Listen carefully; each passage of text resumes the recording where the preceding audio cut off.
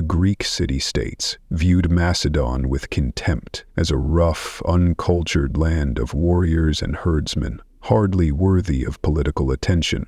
But Philip, sharp-eyed and hungry for power, saw opportunity in chaos. From the very beginning, he wielded a double-edged sword, one side forged in iron and battlefield discipline, the other in whispers, wine, and well-timed marriages. He reformed the Macedonian phalanx, turning his infantry into a disciplined killing machine, their sarissas, spears over 20 feet long, of death. But war alone could not build a kingdom. Philip knew that loyalty born of fear fades the moment your enemies stop trembling. So he built a court that operated more like a spider's web, each strand woven through human emotion, desire, fear, ambition, jealousy. He took wives not out of love, but from every corner of Greece, Illyria, and Thrace, over 7 political marriages in total, each one securing an alliance, neutralizing a threat, or anchoring his influence deeper into rival territories. And yet, even in this cold calculus, there were sparks of real passion. His marriage to Olympias, a princess of Epirus, was one such bond. Fiery, proud, and deeply religious, Olympias believed her son Alexander was not Philip's alone, but the child of Zeus himself, sent to reshape the world. At first, Philip admired her intensity, perhaps even loved her. But over time, her pride became a threat. Her devotion to Alexander a challenge to his authority. Their relationship twisted into rivalry, then disdain, and in the shadows of this marriage, other tensions were simmering. Philip was not faithful, nor did anyone expect him to be. He took lovers openly, courtiers, servants, even boys. In ancient Macedon, sexuality was not rigidly defined, but it was always political. Pleasure was power. Control over the body was control over the will. One such favorite was a young noble named Pausanias, once the king's shield-bearer and companion in battle. Handsome, loyal, and naive, Pausanias was drawn into the court's inner circle not by force, but by a kind of gravitational pull, the dangerous intimacy that comes from standing too close to a king. But favor is fragile in a world ruled by paranoia. One night, at a royal banquet, Pausanias was passed over, replaced in Philip's affections by another younger boy. Humiliated and enraged, Pausanias lashed out, slandering his rival and accusing him of being a whore. The other boy, protected by a powerful general named Attalus, retaliated with vicious cruelty. Pausanias was ambushed, beaten, and raped, not in secret, but as a warning, a spectacle meant to break him. He appealed to Philip for justice, but the king, eager to maintain political alliances with Attalus, turned a blind eye. That betrayal, cold, personal, and absolute, was the beginning of the end. Pausanias did not forget, and he did not forgive. While Macedon celebrated the marriage of Philip's daughter Cleopatra to Alexander of Epirus, Olympian's own brother, Pausanias was a dazzling event. Envoys from every corner of the Hellenic world gathered in Ahegai, the old capital. Statues lined the parade route. Priests offered sacrifices to the gods. Philip entered the theater unarmed, radiant in purple robes, flanked by nobles. In that brief moment, he believed he had secured everything: peace with Epirus, unity in Macedon, the loyalty of the people, and the succession of his son Alexander. He stepped forward, and from the crowd Pausanias emerged. One thrust of a dagger, straight to the ribs. Philip staggered. The man who had built an empire with blood and brilliance collapsed in an instant. Pausanias tried to flee, but he was hunted down and killed, silencing him forever, or so they thought, because that assassination didn't just end a life, it unleashed a storm. In a single stroke, Alexander, barely 20 years old, became king. Olympias, ever the schemer, orchestrated purges. Attalus was murdered. Cleopatra and her child were burned alive. Anyone who could challenge Alexander's legitimacy vanished in fire or steel. But the deeper truth behind Philip's death was buried, distorted by fear, revenge, and myth. Some whispered that Olympias herself had encouraged Pausanias, feeding his hatred to clear the way for her son. Others believed Alexander knew of the plot and chose silence, waiting for fate to do his bidding. No one can say for certain. What remains is this: the most powerful man in Macedon, perhaps in all of Greece, was undone not by a foreign enemy, but by a broken lover humiliated before the court. A man discarded after being used, a human heart turned weapon.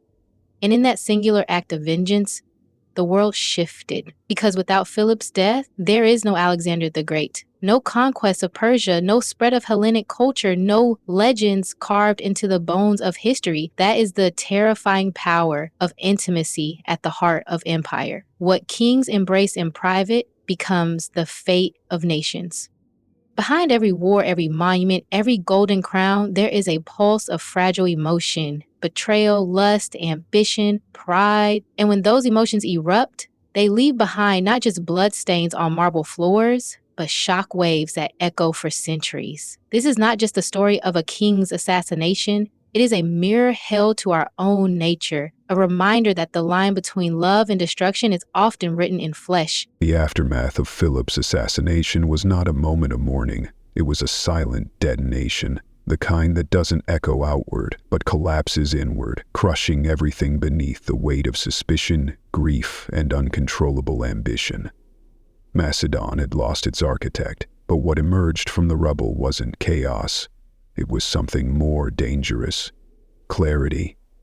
The boy King Alexander stood still amid the splintered pieces of his father's legacy and chose not to rebuild, but to burn away the past entirely. And Olympias, ever the serpent coiled at the heart of Macedonian politics, slithered forward with vengeance, blooming like a poison flower. Her enemies didn't just fall, they were erased, their names blackened, their blood offered to her gods, their bones left as warnings. But even Olympias, with all her ruthless brilliance, could not have foreseen how quickly her son would transform from heir to force of nature in just 2 years. Alexander had consolidated power, stamped out rebellion, and begun dreaming on a scale no man had ever dared. Yet behind that meteoric rise were scars, deep and personal, left by a father's betrayal, a mother's manipulation, and a palace soaked in trauma. But this isn't just the story of Alexander. Not yet, because before his empire could stretch from the Nile to the Indus, we must first return to the haunted corridors of Macedon and confront the strange, brutal customs that shaped the minds of kings. For centuries, Macedonian nobility thrived on a code of honor forged in violence and sealed with wine. Royal banquets were less celebrations and more arenas of dominance. Men drank until reason vanished. Alliances were made and broken between gulps. Poisonings were not uncommon. Laughter could end in convulsions. But it was the court's rituals of masculinity that left the deepest marks. Boys were taken from their mothers young, raised in military camps where pain was a teacher and affection a weakness. To cry was shameful, to hesitate in battle unforgivable. Intimacy existed, yes, but it was transactional, layered with status, often exploitative, and always watched. One of the darkest practices was the grooming of pages. Young noble boys selected to serve the king. It was considered an honor. They learned swordsmanship, diplomacy, and the art of loyalty, but they were also subjected to the unpredictable whims of those in power. Many were used as companions, some as lovers. Consent was a concept alien to that world, and power was the only currency. These boys, like Pausanias once had been, lived at the edge of glory and degradation. Some survived to become generals, others vanished into silence. And yet, even in such a brutal culture, love existed, in secret, in glimpses. But more often, what passed for love was hunger. Hunger for status, for touch, for revenge. As Philip aged, his paranoia grew. He saw betrayal in every smile, every whisper. He began replacing old friends with newer faces, younger loyalties. Men who had fought beside him for decades found themselves cast out, their influence waning. He grew obsessed with succession, not just who would take his throne, but who would deserve it. Alexander, though brilliant and charismatic, reminded Philip too much of Olympias. Their bond had frayed. The king once mocked his son's belief that he was descended from gods, calling him a fool at a feast, drunkenly, boasting that Alexander owed everything to him. Alexander left the banquet in rage. Some say he wept. Others say he swore never to be humiliated again. That night, the seed of ambition began to twist inside him, not as a desire to rule, but as a need to surpass. Not just his father, but everyone. And what of the women? Macedonian women, especially royal ones, were not meek figures hidden in shadows. They were warriors in silk, intelligent, manipulative, terrifyingly patient. Olympias, in particular, understood that power was rarely given, so it had to be taken, drop by drop, death by death. After Philip's murder, she unleashed a campaign of retribution that can only be described as ritualistic.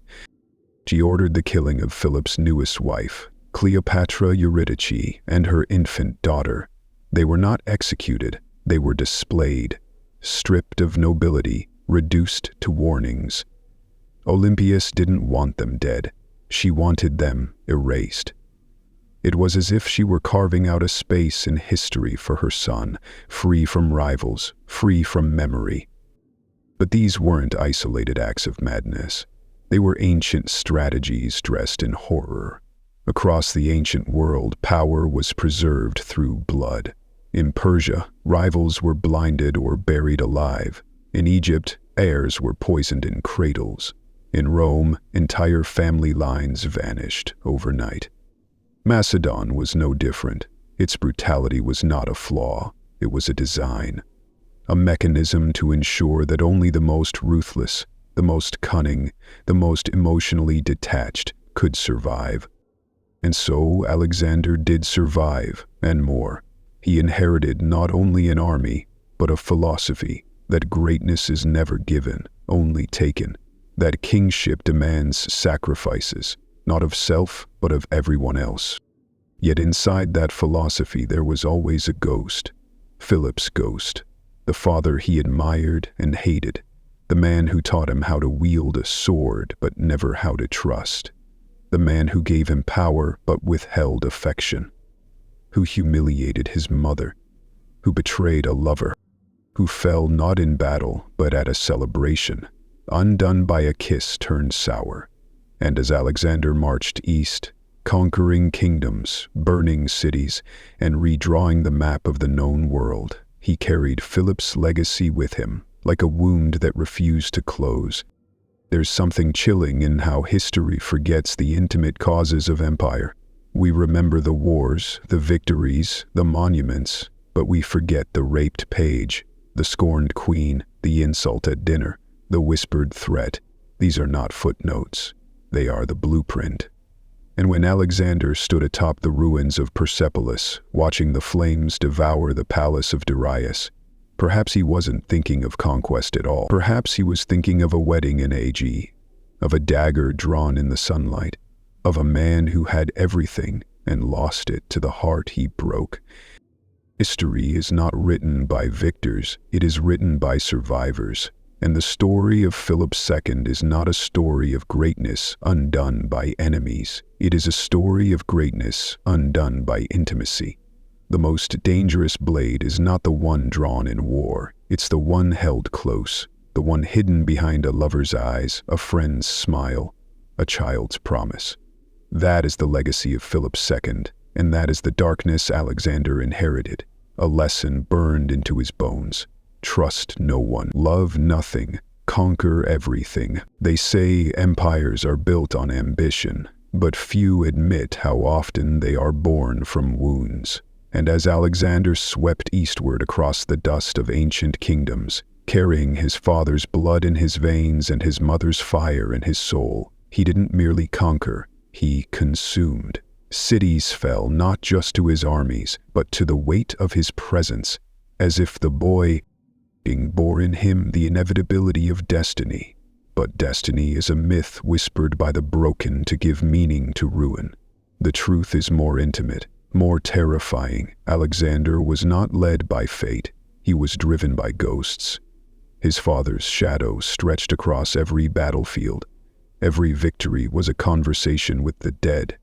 And somewhere, behind every war elephant, every siege tower, every burning temple, there was the echo of a wedding in Aegea and a body left cooling in royal robes. What followed Philip's death wasn't just a new reign, it was a fever. Alexander, barely 20, set out to unite Greece and destroy Persia. But his campaign was not simply military, it was psychological. He didn't just want submission, he wanted awe. Cities that resisted were erased. Thebes, one of Greece's greatest powers, defied him. He reduced it to rubble in days, over 6,000 dead, survivors sold into slavery. This wasn't just strategy, this was theater. Blood as spectacle, grief as message, a performance for the gods and for the future. And yet, inside Alexander still lived the boy who had once watched his father mock his mother, who had heard whispers about whether he was truly the son of Philip or a child of the heavens. That hunger to prove himself wasn't pride, it was desperation. He didn't just want to defeat Darius, king of kings. He wanted to eclipse his own lineage, to become myth. But myths require sacrifice. As his campaign dragged into the east, Alexander changed. He began adopting Persian customs, dressing in silk, demanding proskinesis, a ritual bow once reserved for gods and emperors. His Macedonian